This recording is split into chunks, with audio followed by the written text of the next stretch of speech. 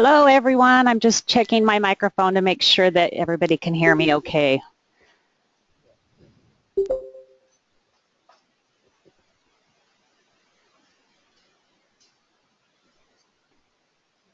Lori, we can hear you just fine. Awesome. Thank you. We're going to wait about, 30 seconds. It looked like a lot of people are just popping in.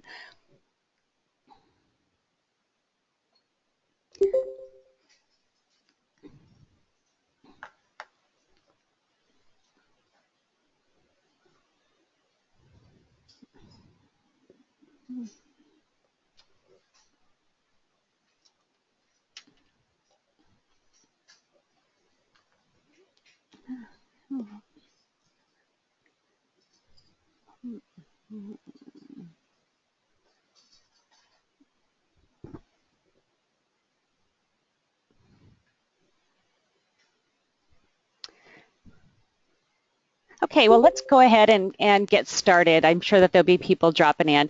Happy holidays, everybody. And my name's Lori Hairston, and I teach in Washington State. And I had the opportunity to work with Brenda Clark, who is joining us from Kentucky, where she's doing a workshop.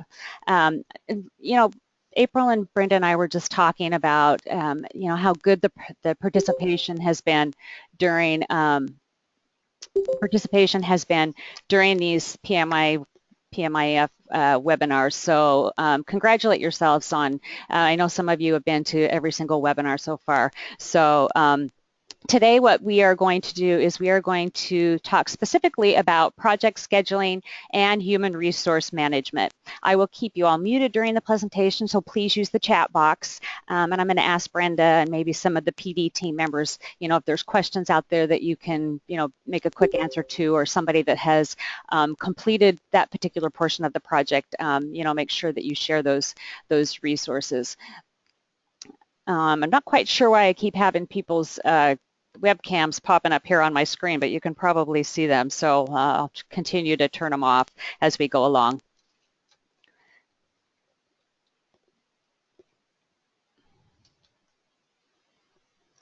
So our goals today are for you to know strategies for scheduling projects, tips for completing the HR management, project management ideas from the PMI conference that Brenda attended, and where to go for resources such as the wiki and information about expenses. I love this cartoon, and I always try to keep a little bit of humor in my classes, but I make sure to give students relevant information about where they can go and what they can relate to as far as the particular part of the project that we happen to be working on. And Boeing has a major plant here in the Renton area where I teach, and unfortunately they've had many examples of what can go wrong with project scheduling. I use this example in class because it shows supply chain problems which resulted in the 787 release to be years late and cost the company over $6 billion. And then we talk a lot about, what can be avoided if students, set appropriate schedules and monitor those schedules. So anyway, just making sure that you're using relevant information about, companies near you that have unfortunately failed to meet to make their schedules work and meet their deliverable deadlines. In prior webinars, we have reviewed steps and strategies for initiating the project, including determining who will be involved or impacted by the project, the stakeholders, developing project charters, developing scope overviews, identifying the purpose and benefits of the project, and generally defining the project and obtaining authorization. Now we are in phase 2, which is the planning the project, and after completing a work breakdown schedule during the last webinar, today we will focus on developing a project schedule and planning human resources around that schedule. Time management is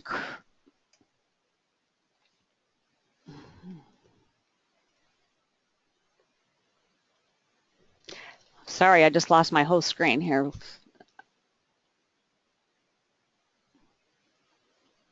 Let me click through again. Sorry about that. Time management is a critical skill in project management. It is important to schedule a project rationally, but also to have tools in place to review the schedule and make sure it is still on track.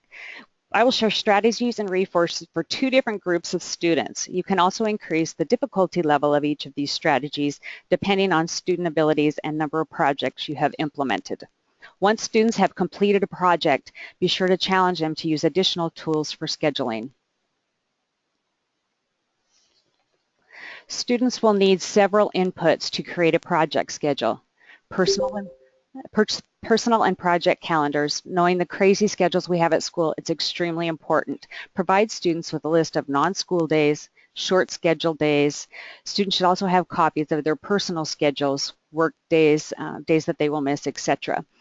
Description of the project scope, knowing key start and end dates, and stakeholder expectations will help to determine those milestones.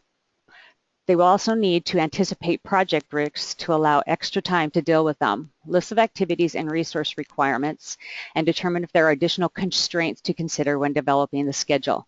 Understanding resource availability in regards to capital, human, and time will help set a more accurate schedule. This is a milestone chart, which is a simple tool for entry-level students. The milestone chart is portrayed on a project timeline. It displays only the key project milestones. These milestones are typically associated with some major element of project risk and normally become major reporting points to you or to your project manager. The milestones provide interim reporting points. Also, when planning a complex project, task leaders can become overwhelmed with all the tasks they must do. Having a focused sub-project for each milestone gives team members a framework for planning and tracking project activities. Activities are the things you need to accomplish to meet your milestone, leading to completing your deliverable. The sequential activities are those activities that cannot be completed until another activity is completed, and the concurrent activities are those activities that can happen simultaneously. This is a simple milestone chart which was completed with a PowerPoint timeline template. Remember that you are already a week into this project with the entry activities and the initiating process. What you see are the milestone activities. Research is the individual research, which is, in this particular project was the PR Nightmare project. And the research is the individual part, which actually says it's the end activity, but I moved it into the launch activity for this project. So the students allowed, you can see 3 days for the individual activity, which was to research a current company's PR problems and then write a one-page report. On the third day, they then shared the report with their team members and noticing key ways to use media in public relations. Assigned media development was a full week, followed by the compilation and quality control of the deliverable. After that step, there is the video preparation, which ran simultaneously, which allowed for additional human resources. So those students that were already finished with their media development to help with that with the video and then the final presentation date. Again, this was just a very simple tool, a PowerPoint template that you can download free that's super simple, and the students just need to adapt it to the project that they're doing. The task list can be the most powerful and useful tool when there's many members of the project team. A task list is just an action list for the team member that contains all of the tasks that individual is responsible for completing. This provides a focus for the individual as to what they need to do. The format works well to specify responsibility. The project may contain many tasks, but for each team member, it is only involved in a small number of tasks. If the team has many team members with limited involvement in the total project, this technique usually is the best method for communicating and tracking the schedule. The task list is an addition to the milestone chart, which is broad-based. A task list can be made easily using a Microsoft Word table or an Excel spreadsheet. This particular task list I found on the PMIEF website, and I'm going to give you the the link to that later in when I share some other resources. The Gantt or bar chart is the most common schedule format used on projects in the industry. This format is excellent for tracking progress or activity for tasks once they've been scheduled. In the Gantt chart, every task is represented by a bar of a timeline chart. The left edge of the bar is located at the time the task is planned to start, and the right edge of the bar is located at the time the task is planned to end. As the project unfolds, the edges of the bars are often modified to reflect when the task actually started or ended. The format creates focus for tracking progress because it is clear to see whether a task should be completed, underway, or pending at any given time. The Gantt chart is used for daily, weekly tracking of project process. It is easy to use and maintain. It's become the most commonly used project schedule chart because of its simplicity and focus it creates when tracking the project.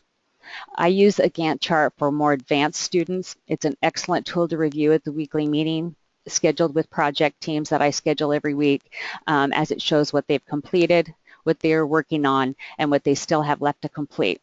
I will share with you again some free resources. This is a free resource that you can get online. You can see that one particular one hasn't been filled out, but again, it's just a lot of free online resources for project management available on the web. The network diagram is essentially a flow chart of the project task. The network is created by determining relationships of tasks. In a complex project with large team, this technique can provide guidance as to who is the internal customer for each task.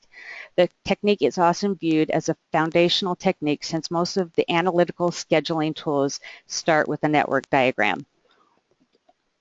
We're going to talk about some of those analytical scheduling tools in just a moment. When task durations are uncertain, the network diagram is often a better technique to use than the Gantt chart. Microsoft Office SmartArt is a great tool to use to develop a network diagram.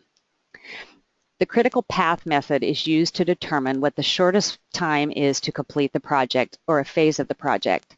This method analyzes every possible sequence of tasks based upon the network diagram to determine which sequence is the longest. This sequence is called the critical path because it sets the minimum time in which the project can be completed. Each task duration is estimated, assuming the task will have the desired resources available when needed. When the duration of relationships from the network diagram, calculate first the earliest possible start date and finish date for each task.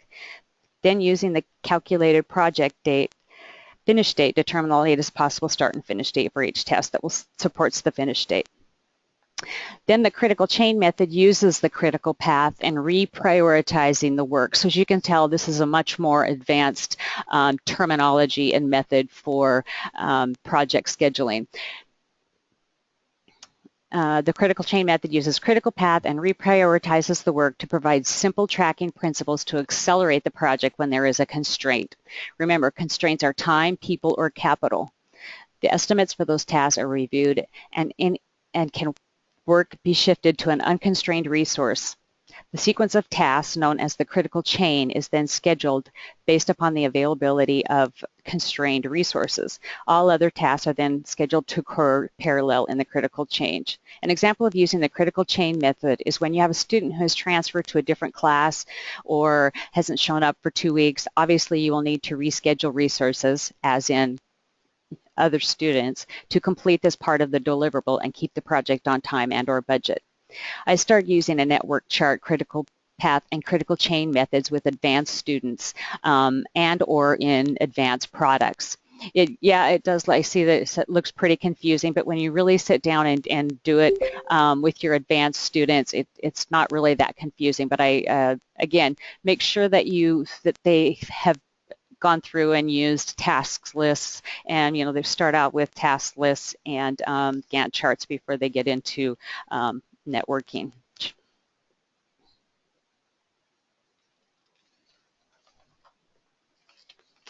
The other thing that I review with my advanced students is schedule compression, and it's a tool that helps to shorten the duration of a project by decreasing the allotted time for certain activities. So you just have to make sure that you're giving your students activities, keep them very simplified. But what crashing means is when you assign more resources to an activity, so decreasing the time it takes to complete it, taking into consideration that the time you save offsets the added resource costs. An example of this may be you sending your completed deliverable to Office Depot for immediate printing rather than waiting for the district print shop to complete. So basically, you know you're running out of time in order to get that deliverable finished for student presentations on the due date, and you know that it takes your print shop 2 weeks to get something done. You may want to take your resource money and go have them printed at Office Depot with a one-day turnaround rather than to wait for a print shop. Fast tracking involves arranging activities to allow more parallel work. This is a great way to utilize differentiation in instruction. You can take those high achieving students that are completing tasks faster and assign them to additional tasks to help fast track your project and get it on case. It may be having those particular students reviewing and doing helping with some quality control and some compilation, or actually helping to pick up the slack with other students' work that needs to be done.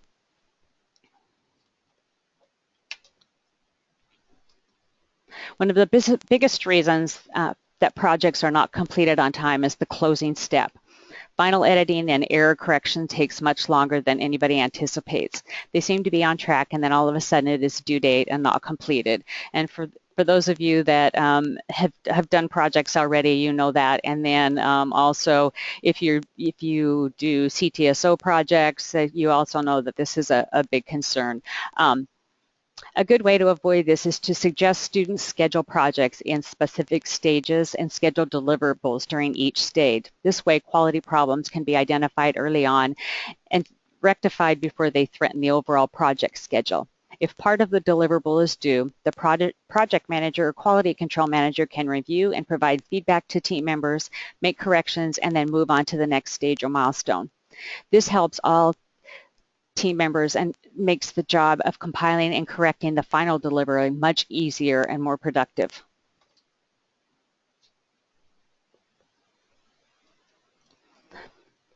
A variety of inputs and tools are used in the scheduling process, all of which are designed to help students understand resources, constraints, and risk. The end result is a plan that links events in the best way to complete the project efficiently. You may not use all of the tools above, but again, challenge your students to continue to increase their knowledge as they advance to the next project. After we get through with project management, I will again share some resources and upload some resources to the wiki so that you can see some examples. Now on to human resource management. It is defined as the processes that organize and manage the project team. I know we covered in a prior webinar team selection, but I think it's important to realize it depends on how your team is organized on how teams handle human resource management. Before project teams are formed, I typically review Maslow's hierarchy. How teams interact, ensuring that all team members understand good management and they're all on the same page are critical. Meeting the needs, the physiological needs and safety needs of students within the group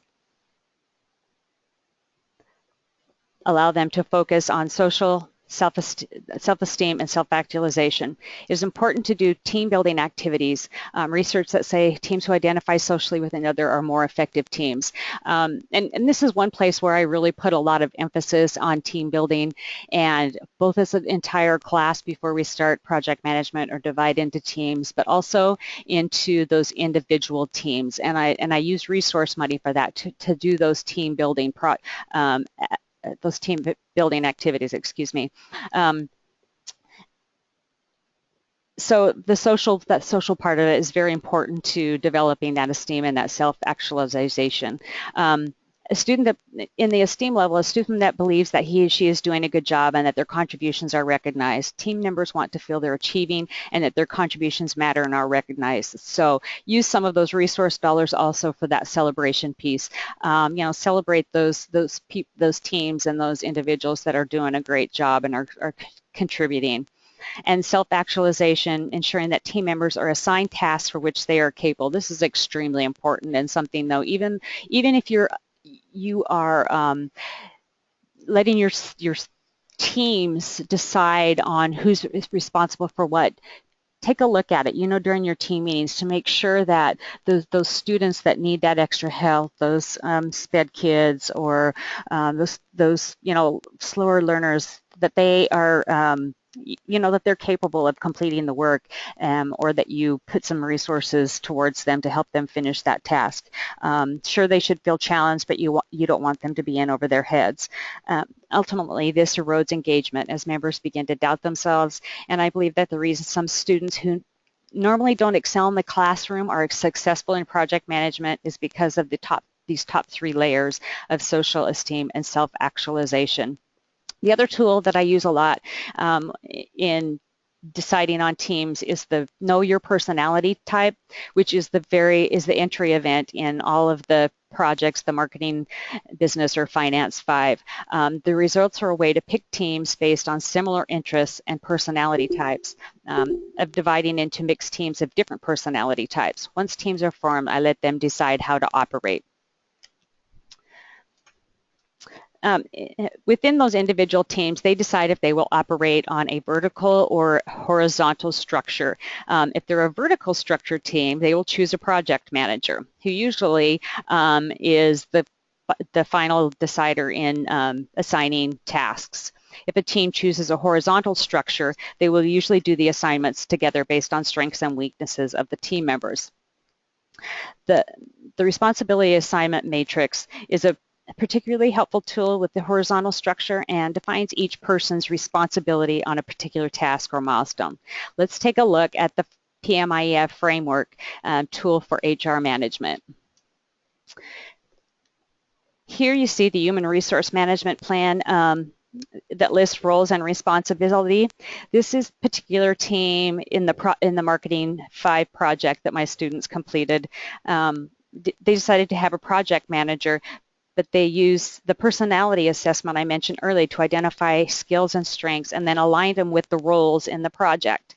Each team member served as a manager, which provided the opportunity to take a leadership role in the project. In addition to their managerial duties, they also completed part of the deliverable. The responsibility assignment matrix assigns the work breakdown schedule to specific team members. You can see here that the responsibility assignment matrix included each section of the career pathway manual, assessments, completing project charter and scope, and the accountability for final deliverable. These two parts of the framework are the minimal parts that you should be doing to organize your team, to organize and manage your teams. It sets clear expectations of what each team member's responsibilities are. The monitoring and controlling of these tasks are part of the responsibility of the HR manager along with the project manager. The consequences should be clearly outlined in your project scope. And here are some links, and again, this PowerPoint will be provided to you, but here are some links. The first one is step-by-step instructions for developing a milestone chart in Excel, and it's pretty extensive, but again, there is also the PowerPoint template, which is very, very easy to use. There's also another link to making a Gantt chart in PowerPoint, which is a little more extensive than the milestone one that's included in the PowerPoint. There's a link to the forms and templates in PMIEF.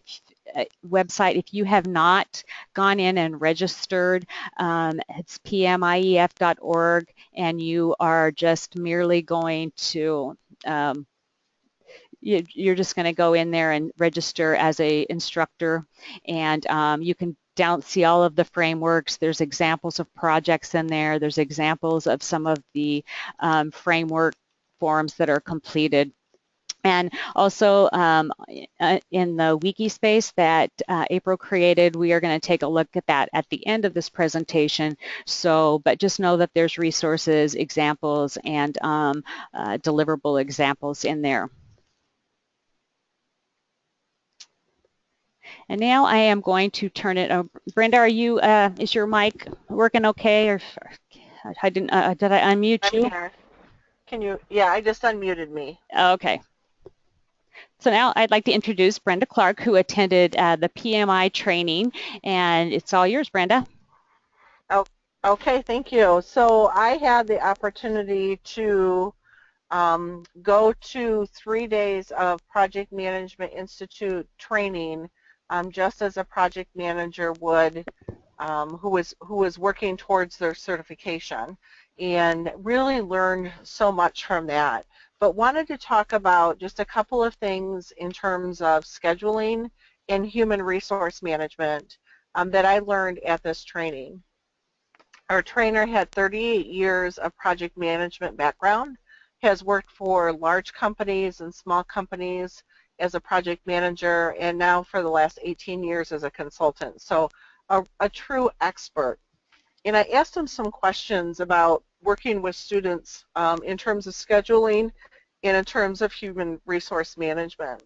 You know, I see it was really interesting, Lori, that one of your students took on that role of project manager, because that's one of the recommendations that the trainer at the Project Management Institute talked to me about. So during our training, traditionally what would happen is people would work through the project manager. So a project manager obviously is in charge of making sure that the entire project ends on time with cost and schedule and the deliverables that are supposed to be there. And he said, I don't know if in the high schools for each of your projects, if you have a project manager, but if the projects have a project manager, then the teacher would work through the project manager, and then the project manager would work with the team, so you're not having to work with as many people.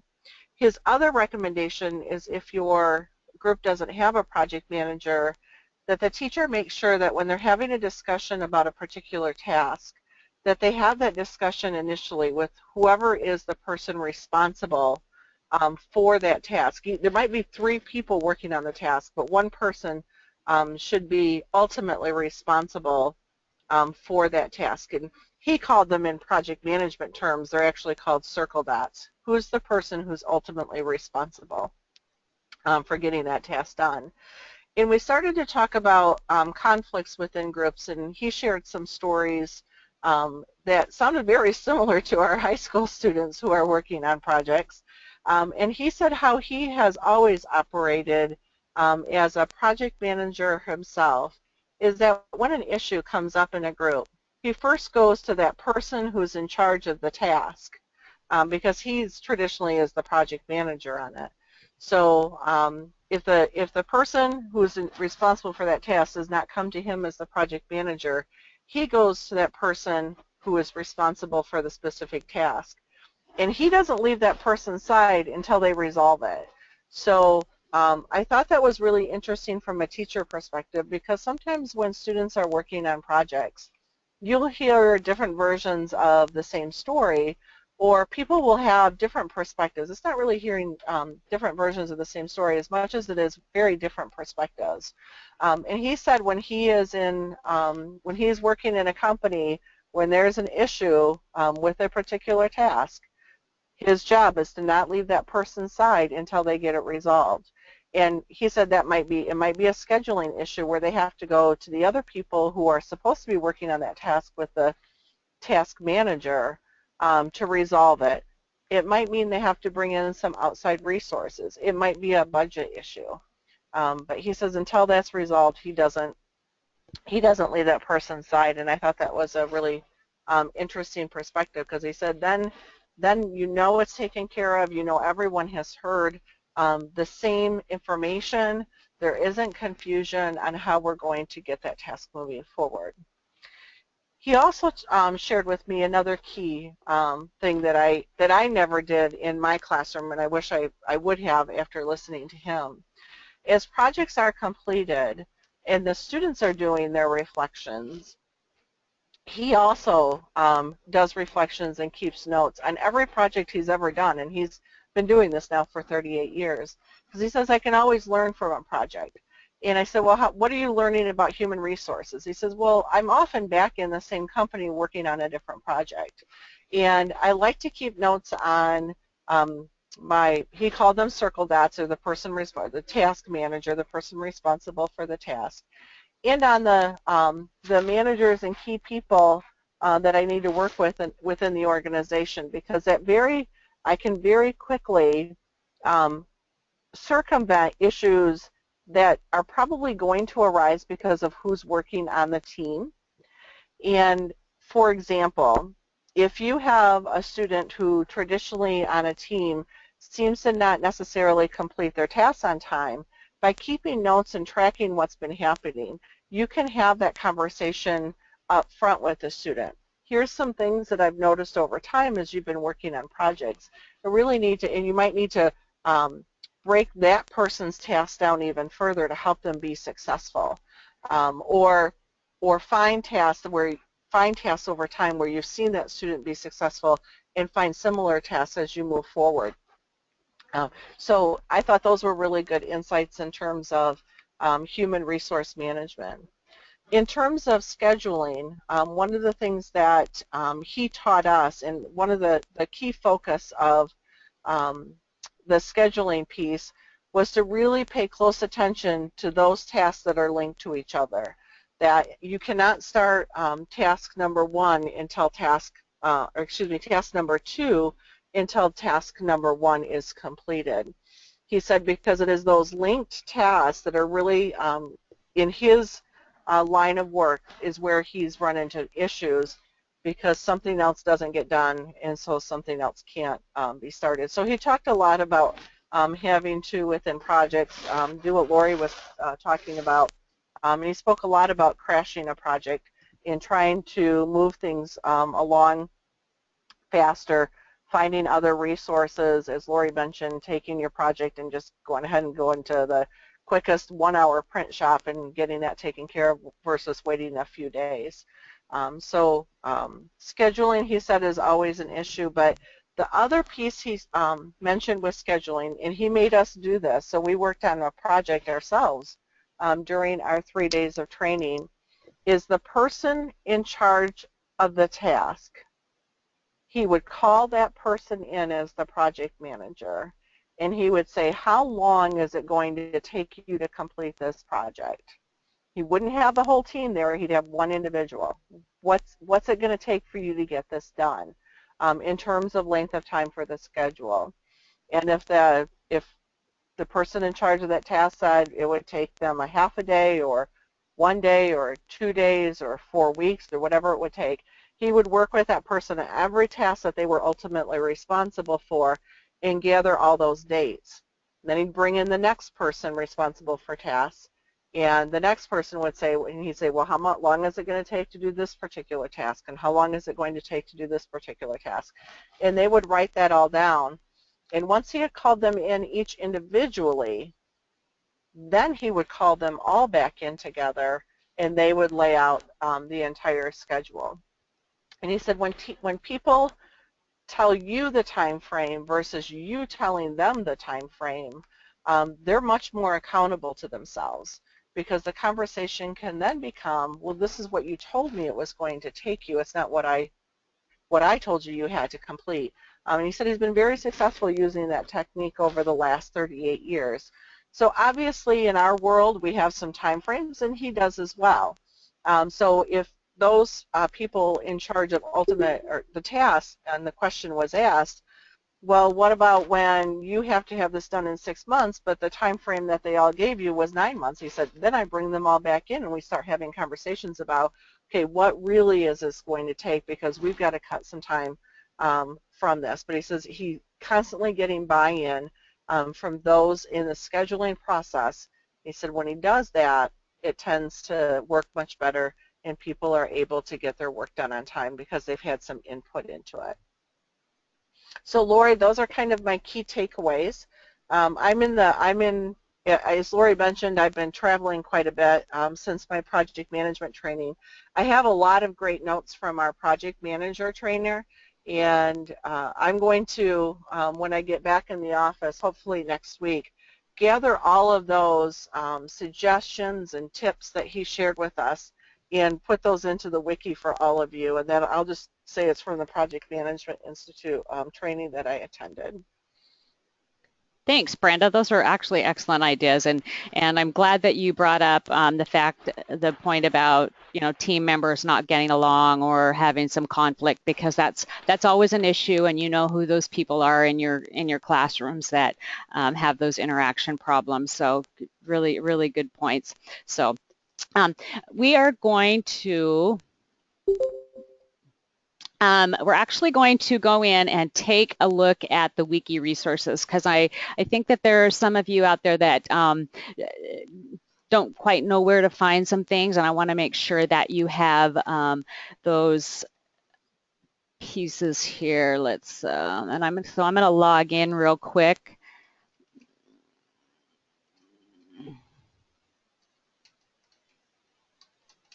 Oh, I was just in here.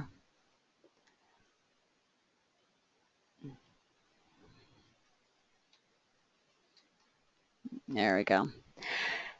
Okay.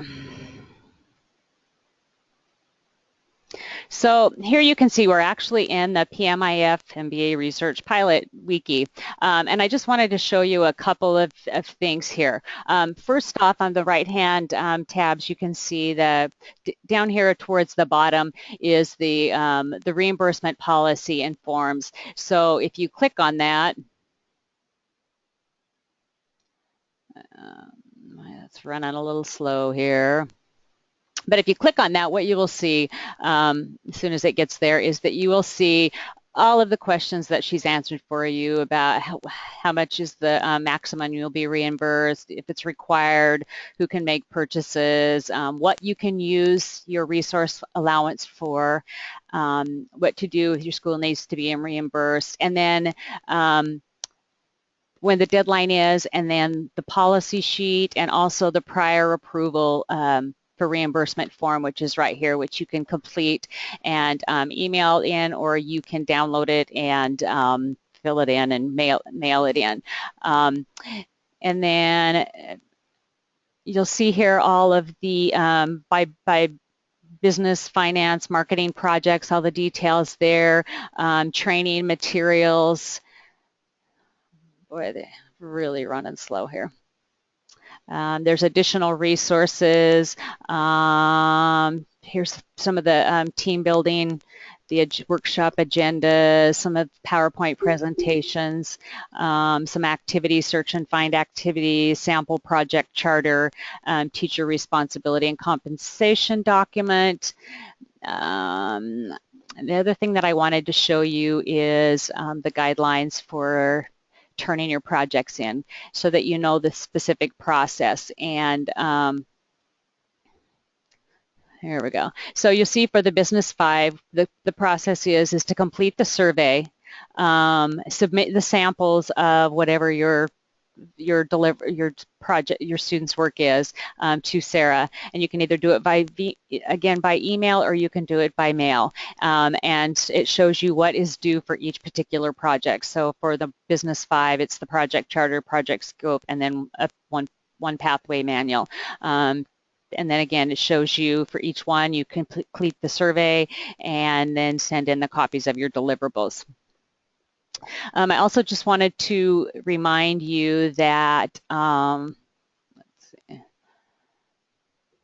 that your participation, you need to have 4 webinars completed by the end. 4 out of, isn't it 4, Brenda?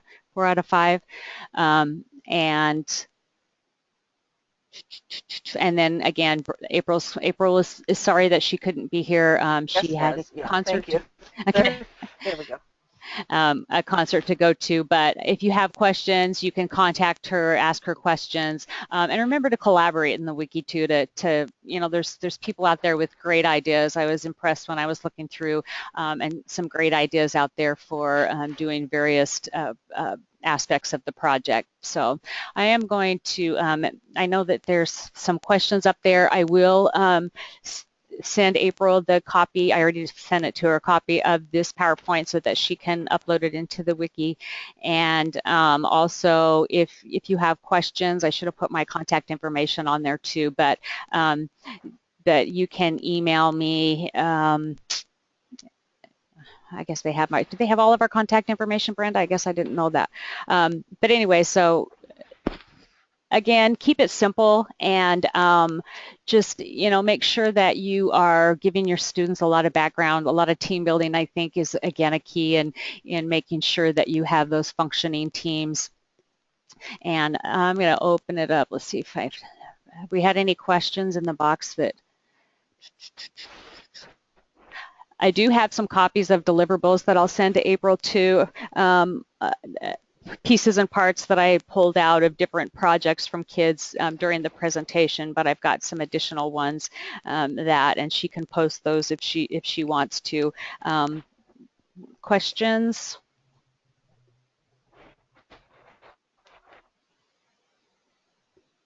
I think I answered the couple that there was question during project, so I don't know if you might have any examples that you could share on the wiki, Lori.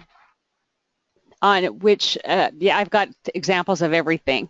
So just whatever, Brenda, you want me to share I'm happy to do it. So everything from different team building activities we've done to actual copies Bill was just of looking for Gantt charts. an example of, yeah.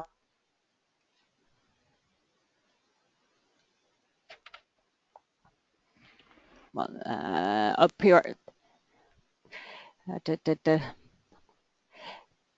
schedule compression while the pilot projects appear. Nightmare Marketing 5 example. That was Phil. I'll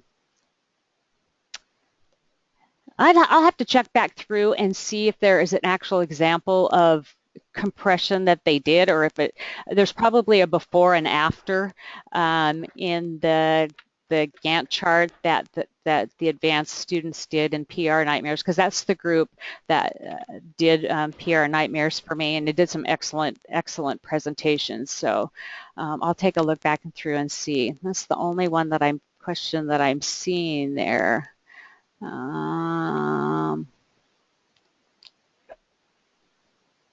But again, I'm happy to. Has anybody attempted change the channel? I have not. I'm waiting until February to do that particular project. Is there anybody else out there that has?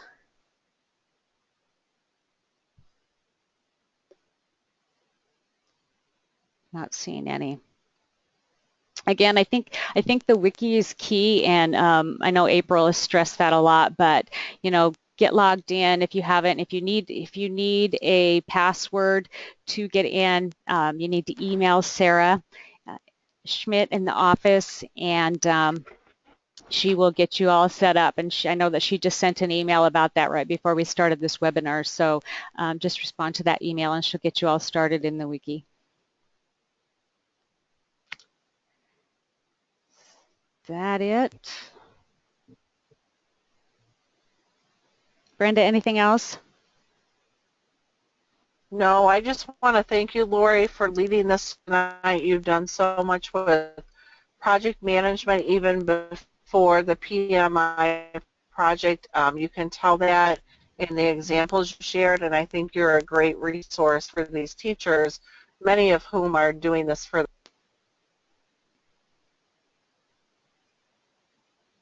Uh-oh, did we lose her? Can you not hear me, Lori? Oh, I heard you all except the very tail end. Now I can hear you again. Okay. I said I think your level of expertise, having done these project management in your classroom long before We partnered with PMI. You're a great resource, and you gave some really great examples tonight, so thank you. I think it'll be a huge help to teachers. Oh, thank you. And I learn something every time I do a project, let me tell you. But most of all, I learn our kids are amazing. Okay, well, that's it, everybody. Unless you have additional questions, happy holidays to everyone. And I will send some materials in to get them posted on the wiki, and have a great night. Good night. Thank you.